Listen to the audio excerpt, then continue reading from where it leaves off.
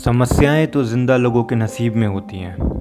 समस्याएं तो ज़िंदा लोगों के नसीब में होती हैं, मुर्दों के लिए तो लोग रास्ता छोड़ देते हैं। आज मैं आपको एक डेफिनेशन बताना चाहता हूँ जिसको लेकर लोग बहुत उलझे हुए हैं, परेशान हैं, कंफ्यूज्ड हैं। वो है डेफिनेशन लक की, LUCK, लक। ये एक ऐसा टॉपिक है जिस पे हज़ारों सालों से विचार विमर्श होते रहे हैं।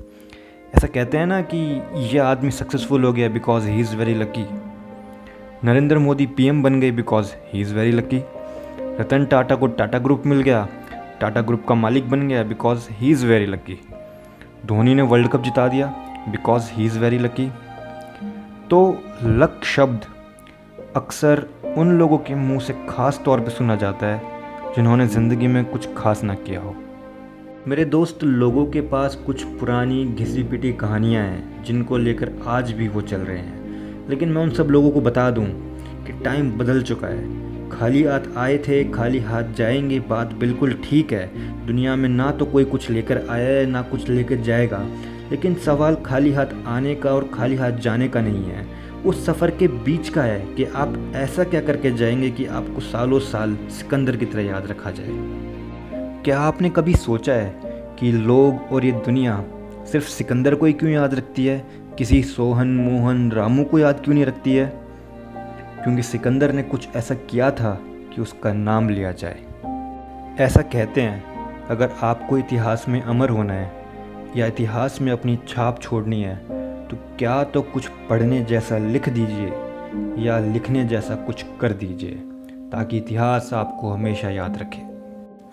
अब मैं आता हूँ अपने पुराने सवाल पर, क्या होता है luck? What is luck all about? एक एग्ज़ाम्पल से आपको सिंपल भाषा में समझाता हूँ। एक ऊँट और एक ऊँटनी का बच्चा चिड़ियाघर में। ऊँटनी का बच्चा अपनी माँ ऊँटनी से पूछता है एक सवाल। वो अपनी माँ से पूछता है कि माँ, हमारी पीठ पर ये कूबड़ क्यों होता है?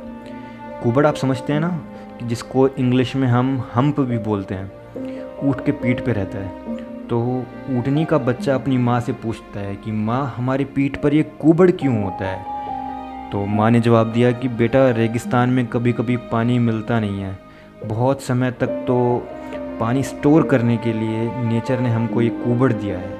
हम पानी एक टाइम में बहुत सारा पी सकते हैं और इस पानी को सेफली सिक्योर कर सकते हैं। अगर हमें बहुत दिनों तक पानी ना मिले तो हम ये पानी स्टोर कर सकते हैं, अपनी लाइफ मेंटेन कर सकते हैं रेगिस्तान में। तो ऊँट के बच्चे को बात समझ आ जाती है, बच्चा बहुत खुश होता है। फिर ऊँटनी का बच्चा अपनी माँ से दूसरा सवाल करता है, बोलता है, माँ, हमारे पैर इतने बड़े बड़े क्यों होते हैं? हमारे ये पंजे इतने बड़े बड़े क्यों हैं, इतने चौड़े क्यों हैं? तो माँ बोलती है, बेटा, रेगिस्तान बहुत लंबा होता है, तो बहुत दूर तक जाने के लिए ईश्वर ने हमको ये बड़े बड़े पंजे दिए हैं।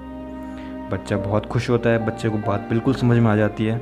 फिर ऊँटनी के बेटे ने उससे तीसरा सवाल पूछा कि माँ, हमारी आँखों के आगे इतने बड़े बड़े बाल क्यों होते हैं? तो उसकी माँ ने बोला कि बेटा, रेगिस्तान में आंधियाँ बहुत चलती हैं, तो कहीं रेत उड़ के हमारी आँखों में ना आ जाए, तो ईश्वर ने हमको ये हेयर्स दिए हैं, हमको ये बाल दिए हैं, ताकि हमें धूल और आंधियों से बचा सके रेगिस्तान में। अब वो ऊँटनी का बेटा उससे चौथा सवाल पूछता है और ये चौथे सवाल ने उसकी माँ को चारों खाने चित कर दिया। वो अपनी माँ से बोलता है, कूबड़ पानी रखने के लिए? माँ बोलती है हाँ। पैर इसलिए कि रेगिस्तान में दूर तक जा सकें? माँ बोलती है हाँ बिल्कुल। आँखों के ऊपर बाल इसलिए कि धूल ना जाए, रेत ना जाए आँखों में? माँ बोलती है हाँ।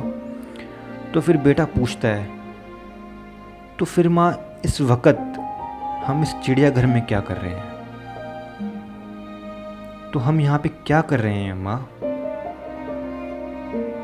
तो दोस्त, आपके पास कितनी भी क्वालिटीज़ क्यों ना हो, अगर आप राइट जगह पर, राइट टाइम पर, राइट लोगों के बीच राइट आदमी को नहीं सुन रहे हैं तो आप लकी नहीं हैं। सो सही जगह पर, सही समय पर, सही लोगों के बीच में सही इंसान को सुनना ही लक होता है, और इससे ज़्यादा लक कुछ भी नहीं।